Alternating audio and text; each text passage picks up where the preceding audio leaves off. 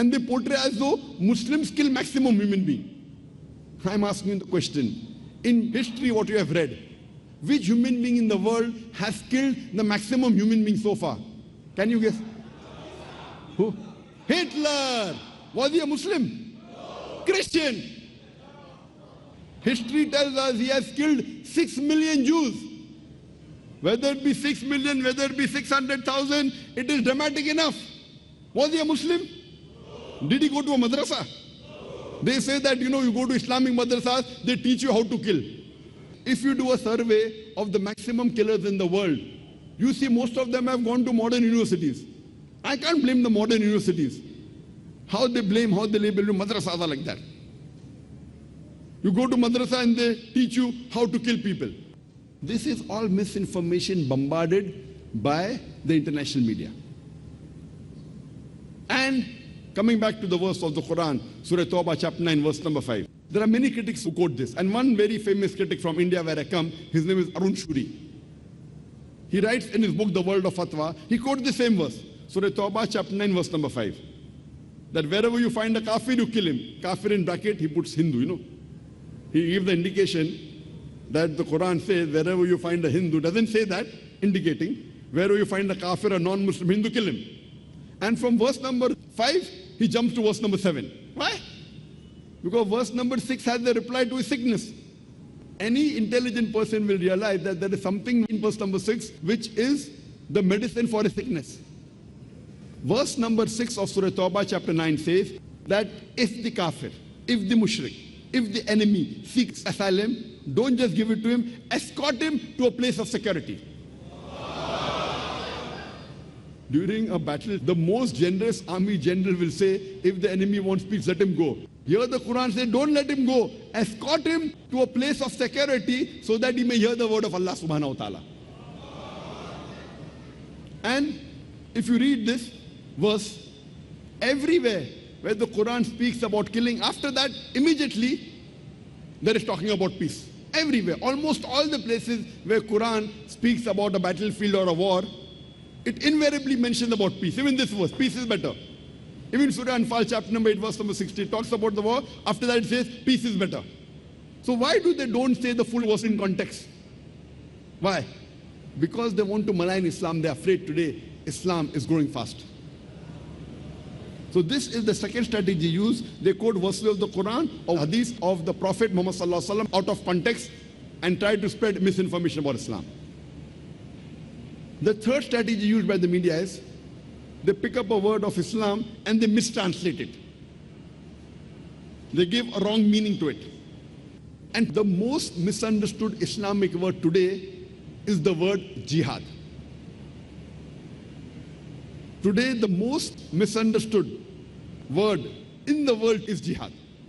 It's not only misunderstood by the non-Muslims, it's also misunderstood by the Muslims. The media has made such propaganda about jihad that even a Muslim, not only non-Muslims, even most of the Muslims feel that any war fought by any Muslim for any reason, whether it be for personal gain, whether it be for wealth, whether it be for money, whether it be for fame, whether it be for land, any war fought by any Muslim is called as jihad. Jihad does not mean any war fought by any Muslim, whether it be for his personal gain, whether it be for fame, whether it be for money, whether it be for land. Jihad, it comes from the Arabic word jahada, which means to strive, to struggle. So jihad basically in Arabic means to strive, to struggle. In Islamic context, it means to strive and struggle against one's own evil inclination. Jihad means to strive and struggle to make the society better. Jihad means to strive and struggle in self-defense. Jihad also means to strive and struggle in the battlefield against oppression. But jihad basically means to strive and struggle. If a student is striving and struggling to pass in the examination, in Arabic we say he's doing jihad. I am coming all the way from India, thousands of miles, coming to deliver the message of Islam. What am I doing? I am doing jihad. I am striving and struggling. Am I killing anyone? Am I spreading violence? I am spreading peace. But I am doing jihad. Basically, jihad's concept is to spread peace. It means to strive and struggle. And Most of the human beings, they consider that jihad can only be done by Muslims. In fact, there are two verses in the Quran which say that even non-Muslims do jihad. Quran says in Surah Luqman, chapter number 31, verse number 14, we have ordained for the human beings to be kind to their parents. In travail upon travail did the mother bore them, and in pain did she give them birth. The next verse, Surah Luqman, chapter 31, verse 15 says, but if your parents do jihad, struggle and strive to make you worship somebody else besides Allah subhanahu wa ta'ala, don't obey them, but yet live with them with love and companionship. The same message repeated in Surah Ankabut, chapter number 29, verse number 8. We have ordained for the human beings to be good to their parents. But if your parents struggle and strive, do jihad, to make you worship somebody else besides Allah subhanahu wa ta'ala, besides Almighty God, of whom you have no knowledge, then don't obey them. Here the Quran is talking about non-Muslim parents doing jihad, striving and struggling to make their children worship somebody else besides Allah, doing shirk. So here the Quran is telling that non-Muslim parents are forcing their children to do shirk. Don't listen to them, but yet live with them with love and companionship. Here this type of jihad is called as jihad fi sabilil shaitan, because they are striving in the way of the Satan. What we Muslims should do is jihad fi sabilillah, striving in the way of Allah. Jihad means to strive and struggle. What these non-Muslim parents are doing, as mentioned in the Quran, they are doing jihad fi sabilil shaitan, striving and struggling in the way of the Satan, to make their children do shirk, associate partners with God. What we Muslims should normally do is jihad fi sabilillah, striving in the way of Allah subhanahu wa ta'ala. Normally, when we use the word jihad in Islam, it is taken for granted it is jihad fi sabilillah, striving in the way of Allah subhanahu wa ta'ala. This word jihad most often is translated as holy war. Holy war in Arabic is harbun muqaddasa.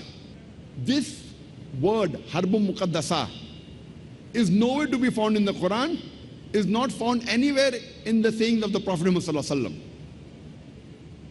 Jihad does not mean holy war. Jihad means to strive and struggle. This word holy war was first used to describe the crusades done by the Christians. When the Christians spread their religion with force and forced tens of thousands of human beings to accept Christianity with force, it was called as crusades. It was called as holy war. Today, that word holy war is used for the Muslims, for jihad. Why? So what the negative connotation used for the Christian crusaders several centuries back today is used for the Muslims. It's totally wrong. And this type of strategy, that taking a name and changing its meaning, is the third strategy used by the media. And how do we handle this strategy? How do we reply? Allah says in the Quran in Surah Al-Imran, chapter 3, verse 64, Ta'alaw ila kalimatin sawa'im bainana bainakum, come to common terms as between us and you. Which is the first term? Allah na'budu illallah, that we worship none but Allah. Let us come to common terms as between different types of people. If you want to remove the misconception, if you want to do dawah, if you want to convey the message, the best strategy, the master key for dawah, according to me, in the Quran is Surah Al-Imran, chapter 3, verse 64, which says, Ta'alaw ila kalimatin sawa'im bainana bainakum, come to common terms as between us and you. I would like to give you one example. I have been to USA several times. Once when I went to USA after 9/11, in the year 2003, I had gone to Los Angeles. I was invited to be given an award by a Muslim society, Muslim organization. And when I landed in the Los Angeles airport in USA, I'm prepared, the way I'm dressed up. Coat, tie, suit, but kufia, cap, beard, very good target. I wear this cap, beard, because it's a commandment of Prophet Muhammad sallallahu alaihi wasallam. Trousers above the ankle, commandment of Prophet Muhammad sallallahu alaihi wasallam. Wearing the cap, it's a sunnah. At the same time, wearing a suit and a tie, looking modern, no problem, it's not haram. But a soft target. And I'm prepared, the eye should be prepared. When I land in the Los Angeles airport, the immigration, oh, cap and a beard, go for inquiry. There they asked me a question, what is the profession? I said, my profession is to spread truth. I'm a dai. Jesus Christ, peace be upon him, said, seek ye the truth and truth shall free you. Mentioned in the Gospel of John. So I'm a Dai. Who are you? What type of a Muslim are you? I said, I'm a Muslim. No, what type, what sect of Muslim are you? Are you a Wahhabi? I said, yes, I'm Wahhabi. I'm Abdul Wahhab. Allah subhanahu wa ta'ala is called as Wahhab, the bestower. I'm Abdul Wahhab. I'm a servant of Allah subhanahu wa ta'ala. In that context, I'm a Wahhabi, but by label, I'm a Muslim. So what type of Muslim? Shia Muslim, Sunni Muslim? I said, in Islam, there is no sect. I said, if you read the Quran, Quran says there's no sect in Islam. I'm a Muslim. So to cut the story short, when I went to the customs, I know that I'm going to be checked. It's common. Being a Dai, I'm used to it. Traveling to Western countries several times. When they opened my suitcase, they saw one of my DVDs, Terrorism and Jihad, with a pistol on it. On the cover of the DVD, the topic was terrorism and jihad and Islamic perspective. So the custom officer asked me that, do you believe in jihad? I said, yes, I believe in jihad. Jesus Christ, peace be upon him, believed in jihad. He said to strive and struggle. Even I strive and struggle. No, sir. Do you believe in to fight? I said, Jesus Christ, peace be upon him, said you should fight. If you read the Bible, the Old Testament, in the book of Exodus, chapter number 22, verse number 18 to 20, it says you have to fight. In the book of Exodus, chapter number 32, verse number 27, 28. In the book of Numbers, chapter number 31, verse number 1 to 18. In the Gospel of Luke, chapter number 19, verse number 27. Gospel of Luke, chapter number 22, verse number 36. Jesus Christ, peace be upon him, said, take the sword and fight. So Jesus Christ said you have to fight. No, that wasn't self-defense. I said, even I believe in fighting in self-defense. Sir, can we ask you one more question? All the custom officers gathered and there was a big...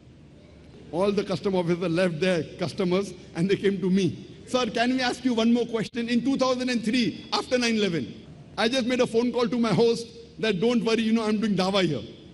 My host would be worried, why hasn't Zakir come out for more than an hour? See, I quote, the moment I started quoting the Bible, they said, sir, can we ask you one more question? And they were happy. At least I removed the misconception from the custom officers and the immigration officers of USA. No problem.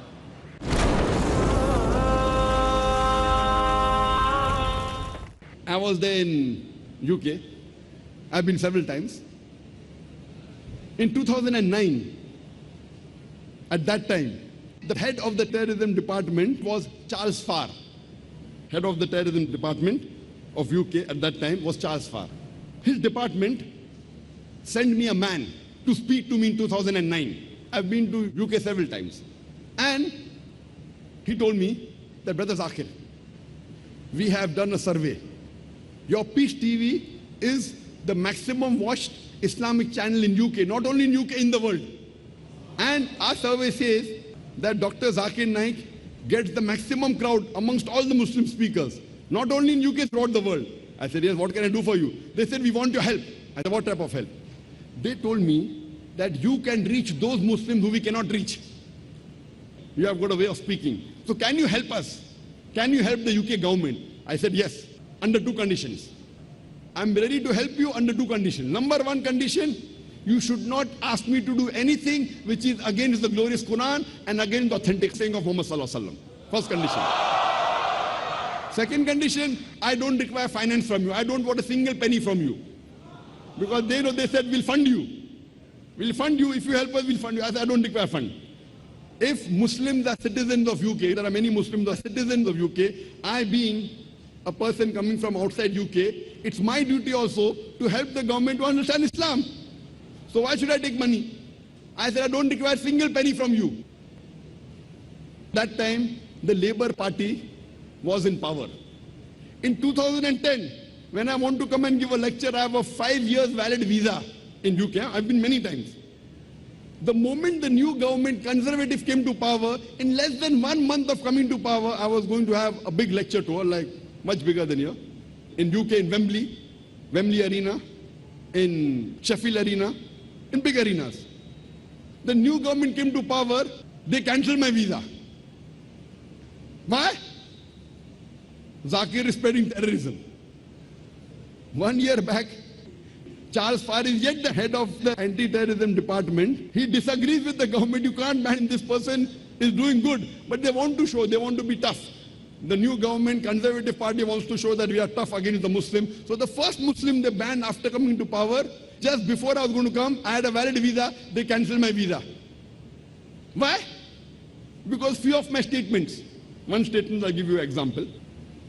I told in my lecture that the thousands of people killed in 9/11, in the Twin Tower bombing, the thousands of people killed in 9/11, I condemn the act. The thousands of Americans killed in 9/11, I condemn it. More than 50 people killed in the London tube bombing, I condemn it.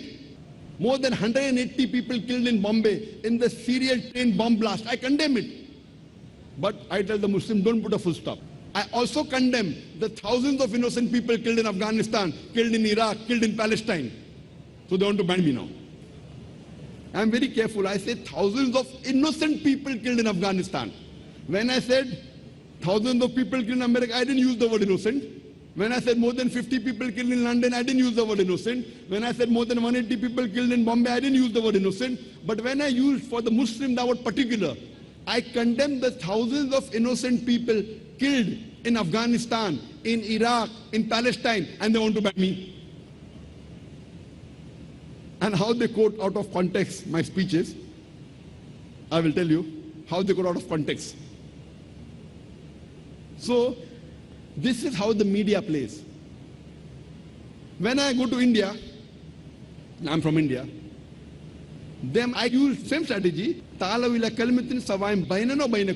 Same strategy, come to common terms, but my words are different. Now when I speak to the Hindus tell me, oh, what does the Quran is speaking so much about violence? I said, doesn't your Mahabharata speak about violence? If you read your Mahabharata, the holy scripture of the Hindus, there are more verses of fighting, multiple times more in the Mahabharata than Quran. They said, no, brother Zakir, there's a fight between evil and good. It's a fight between evil and good. I said the same fight is there in the Quran, evil and good. Oh, then we have no problem with the Quran. So easy. And one of the most popular read book amongst the Hindus is the Bhagavad Gita. If you read Bhagavad Gita, chapter number 1, verse number 43 to 46. Bhagavad Gita is an advice given by Sri Krishna in the battlefield. Mahabharata is a story of a battle between two groups of cousins, 100 cousins, that's the Kauravas and the 5 Pandavas. And Bhagavad Gita is 18 chapters of Mahabharata, advice given by Lord Krishna to Arjun, who is one of the strongest warriors among the Pandavas, among the 5 brothers. In Bhagavad Gita, chapter number 1, verse number 43 to 46, Arjun, in the battlefield, he puts his weapons on the ground and says, I would prefer being killed unarmed rather than fight my cousins. He puts his weapon on the ground and says, I prefer being killed unarmed rather than fight against my cousins. Few verses later, Bhagavad Gita chapter number 2, verse number 2 and 3, Shri Krishna, the Lord and God of the Hindus, he's telling Arjun, oh Arjun, how can you be so impotent? You are a Kshatriya. It is the duty of a Kshatriya to fight. Kshatriya is a warrior caste among the Hindus. And he continues. Bhagavad Gita chapter 2 verse number 31-32, he said, blessed are those Kshatriya who get a opportunity to fight. And if you fight, you will get reward.